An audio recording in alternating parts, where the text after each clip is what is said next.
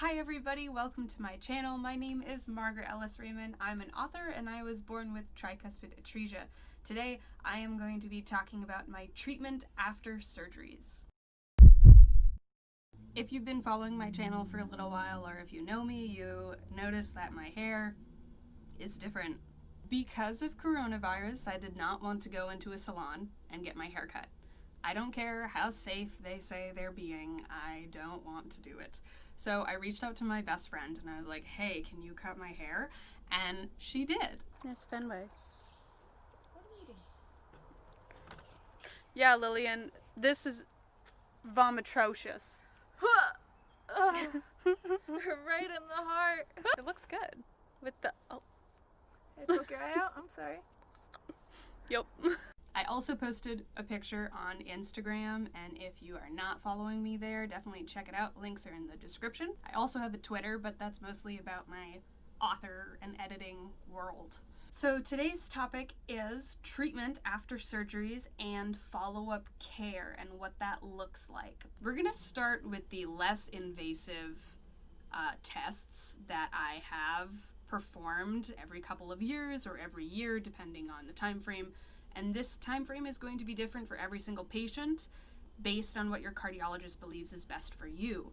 Also note that if you have tricuspid atresia, these might not be the same preventative care that you will receive. It is all specific to each individual, not even each condition. It is each individual based on their physiology, based on how they're doing. I am just making sure that you know that before we dive into it. Don't take everything I'm saying as like this is gonna happen to your child or to you.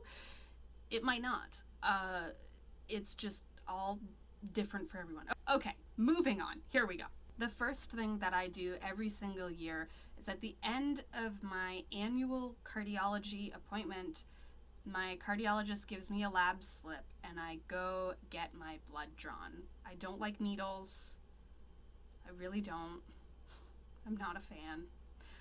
But I have it done and it's less invasive than most of the other procedures, so, you know, whatever, I just do it. Usually in the lab they ask for liver enzymes and like liver function and general like blood counts.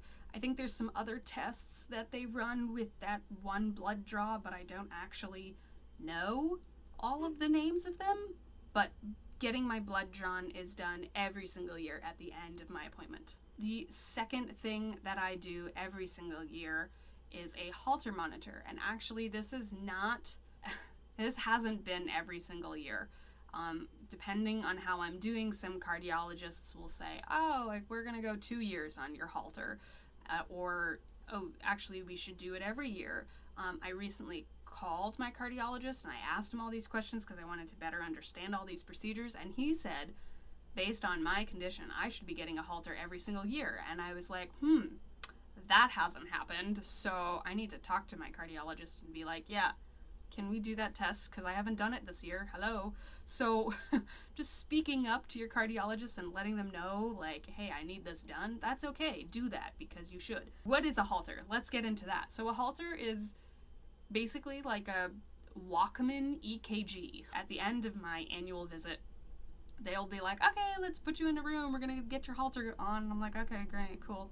And what you do is you lay down, they put the Halter on you. It's like little stickies, kind of like an EKG. And then what I don't like, but you have to have happen because it's a 24-hour Halter, they will put tape, like medical tape, over the leads. Is that what they're called? Yeah, sure. Over the leads, and they will stick it to your skin. If you are a guy and you have a Halter, shave your chest. Because then you're ripping off tape. It's not fun. Don't. Oh my god. So a Halter monitor monitors my heart rate and does like the little waves, EKG waves. If I have a moment where I'm like, that was a funny rhythm, I can press like a purple button on mine and it looks like a Walkman. It really looks like a Walkman. It's funny. It's like a box. Anyway, all right. So I press a purple button and it will highlight that timing, that section of heartbeat. So when the cardiologist takes the Walkman EKG Halter Monitor and hooks it up to their computer, or the staff does, probably a nurse does this, and then they look through it, they're going to see highlighted sections that are from me pressing the button and saying, hey, I felt something odd at this time. Could you check if it's arrhythmia? Arrhythmia is when your heart goes out of rhythm, either really, really fast or really slow. Some people have Holter monitors for 24 hours. Others, I think there's like there's a 48-hour Holter, and then there's also like a month-long Holter. Tip for wearing a Holter and having long hair, because I used to have long hair before I cut it, and also when I was younger, if you definitely have to wash your hair like every single day, have a extendable hose in your shower so you can wash your hair yourself if you live alone. You can't take a shower with a Holter monitor, so you have to be creative with the ways in which you wash your hair and wash your body. So I usually just do like, not a sponge bath, but like a cloth. That is a Holter monitor. The next test that I usually have every 3 to 5 years, although my previous cardiologist had me do it every 2 years, is a stress test. This is a test that many people do for various different reasons, but I have a stress test that is basically an extension of the Holter monitor, but specifically looking at exercise function. So when I'm running, how does my heart handle that? How long can I run? My endurance. How is my oxygen while I'm running? All of that is recorded in a stress test. It's actually separate from my annual appointment, and I come in at like the 6-month mark. It's very similar to a Holter. They strap it onto you like a Holter monitor with the stickies, and then I'm on a treadmill, and I walk for a little while, and it starts off slow, and then the treadmill inclines, which is a lot of pressure on all of your joints and running and the speed and the breathing and O2, just all of it. It just all increases. For congenital heart patients, you do this test until you can't run anymore or you can't walk anymore. You go until you can't, and you tell your cardiologist, okay, I'm done. And my stress tests actually are abnormally longer than others who have my same condition, which is good for me, but it's kind of weird because I don't know what it's like not to be able to go that long. So I think my cardiologist said that a normal amount of time for somebody with my condition is about 6 minutes, maybe a little less.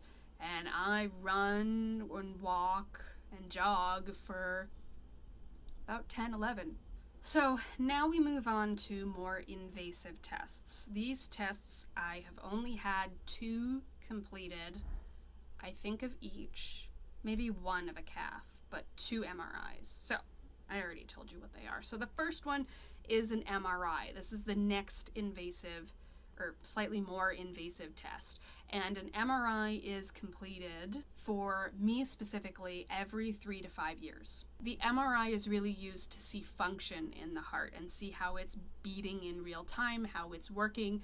It's a clearer, detailed image than an echo or an ultrasound. They had a contrasting dye solution that was also put in through an IV, which was not fun for me at all because I hate needles. So that was probably the worst part of the whole procedure. And then the second worst part was holding my breath for about a minute, which was pretty difficult. And you hold your breath for about a minute because at various stages of the imaging process, because the technicians have to take images through your lungs. So your lungs are essentially in the way of the imaging and your lungs are moving. So if you can stop them moving, so you stop breathing for about a minute, and then they tell you, okay, you can, stop holding your breath, you're good, take a deep breath. Okay, we're done that part.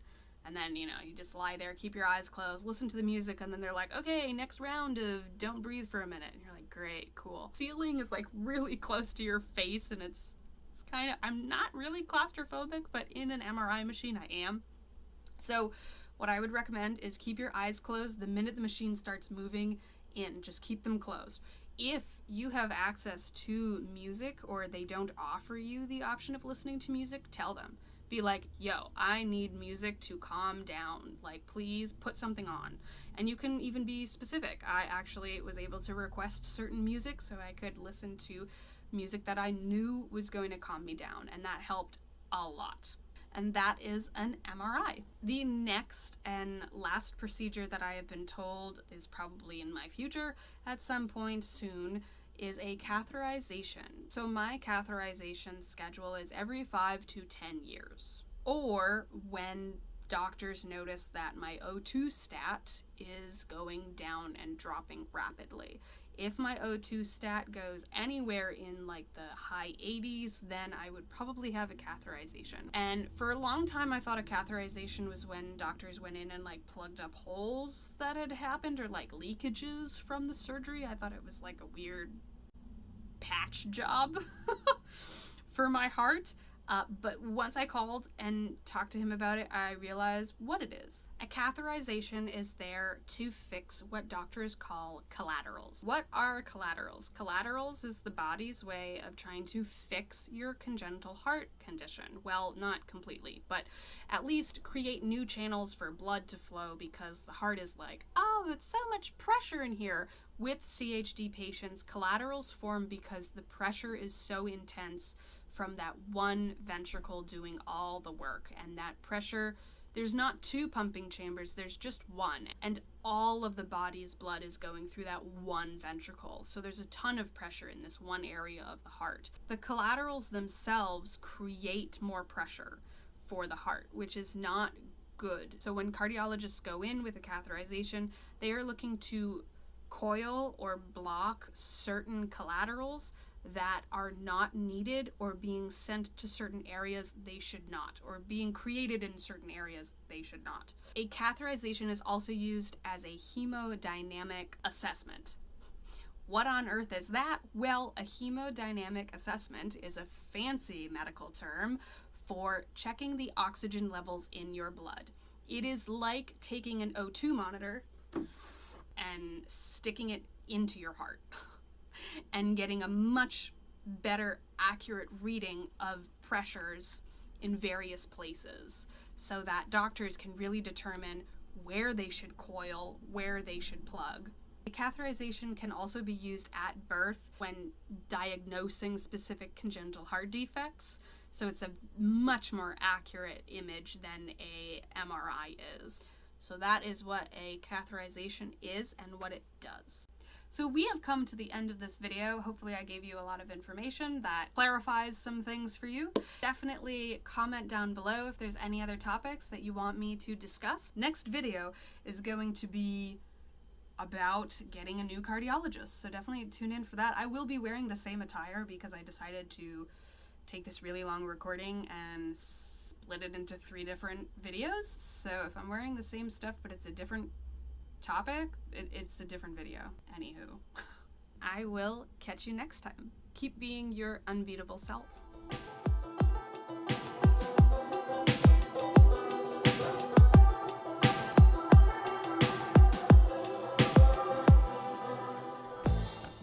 There's Fenway. What are you eating? A stick, Mom.